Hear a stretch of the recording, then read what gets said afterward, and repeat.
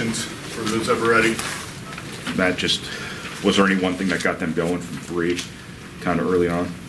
Well, I think we always try to establish Isaac. I think that's the thing for us, is to try to get that inside presence in a game. And last couple games, people have done a really good job of fighting for it and not letting him get clean catches in there, and let him get the basketball whenever he wants it.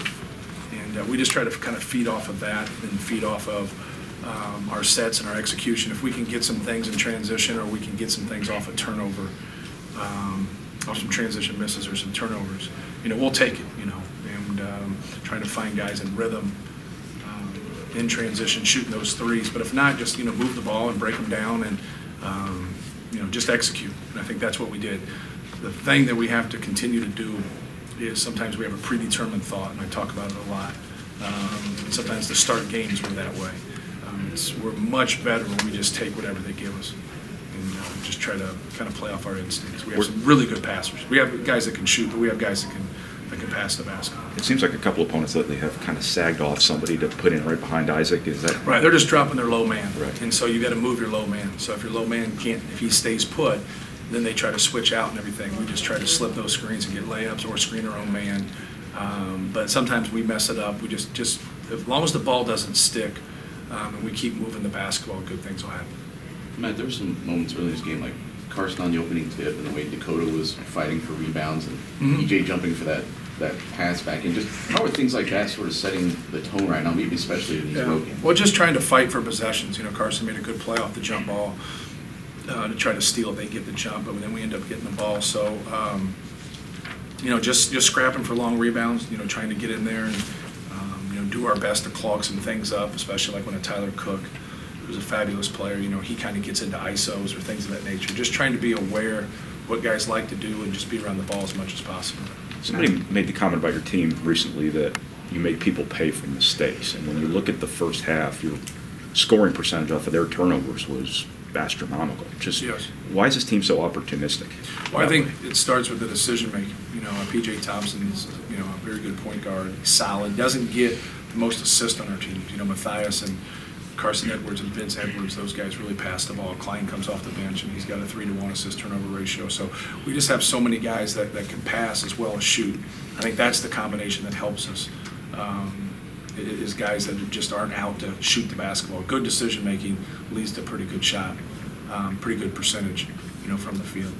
Matt, kind of related to that, Carson Edwards tied a career high today with 6 assists. When he's distributing as well as scoring as much as he is, how does that add an extra element to your team? Oh, that's great because he can shoot the basketball. He can get his own shot. We can try to manufacture a shot for him, or he can make a play for himself or his teammates. It really puts people in binds when you're that well rounded.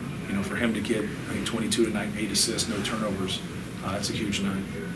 Matt, you and your team were kind of in a spot similar to Fran and the Hawks in that 5 years ago you kind of had an off year in the Big Ten. I believe it was your 5th or 4th year at the helm. What advice do you give, and how have you guys been able to turn it around? Well, we have good guys, very similar to them. That year that I think they got up to 3rd or 4th in the country. They had all those seniors together, and Utah was a special player, but they played so hard. They played well defensively, and that's the one thing of having groups together that grow together and stay together. So, you recruit each year and different people come in. Guys get beat out or guys transfer, you add new people. There's just so many dynamics that change now in the landscape of college basketball that sometimes it's hard to have those constants. Well, we've had a constant with our senior class. Carson Edwards has really given us a punch. Ryan Klein's like a starter for us. Matt Harms is 7'3", long block shots, and he gives us a different dynamic.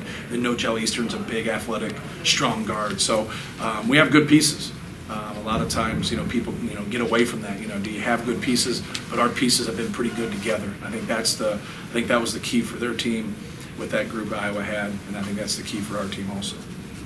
How cognizant were you guys today of this environment and the Chris Street thing and trying to get your team ready emotionally? Well, anytime you go into, an opponent's arena, in the Big Ten, and we've had the best attendance in the country for like 40-some years. So when you go into Carver Hawkeye Arena, we've been here. We haven't won here in 6-7 years. Our guys are fully aware.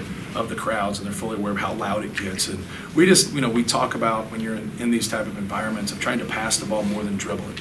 That might sound like profound and simple, but when it gets loud and you can't hear yourself think and you can't see the play call, you don't know what's going on, just moving the basketball and then playing off your instincts. But we knew this, them honoring Chris and being the 25 years, we knew the fans would come out to support their team, but also support the Street family.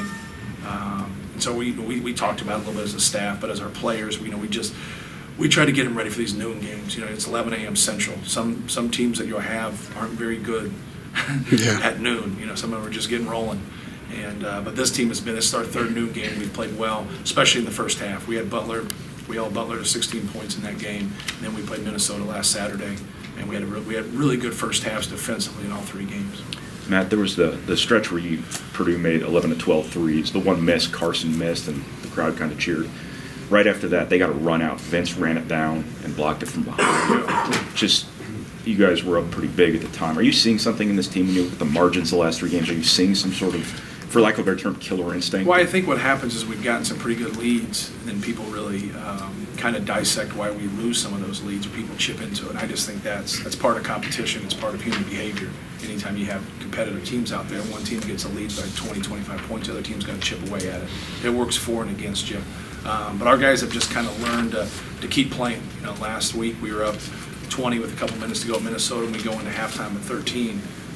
Then we have a good start at the second half, and we push it out. It's part of competition, but I think Vince made a huge play on that. Just your older guys understand that you have to keep playing, and no matter if you're up or down.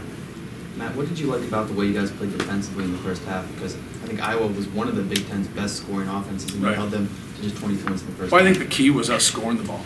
Now the transition's a big part of what they do. So now they're not scoring off our misses, they're not scoring off our turnovers. We took care of the ball and we made shots. And so I thought that was the biggest key for us, that we made them constantly have to attack us in a set defense. And you talk about the runouts and some of the things that happened.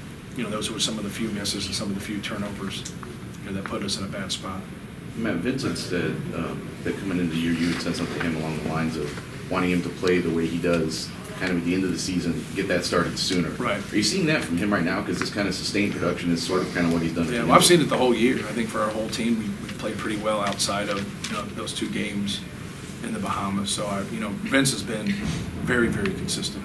He's played hard, he's practiced hard, he's locked in. They've been through a lot together, but each individual, especially our seniors, they have really laid it on the line and really competed, but they've also had a really good approach, to early games or to practices, and not everybody likes to practice.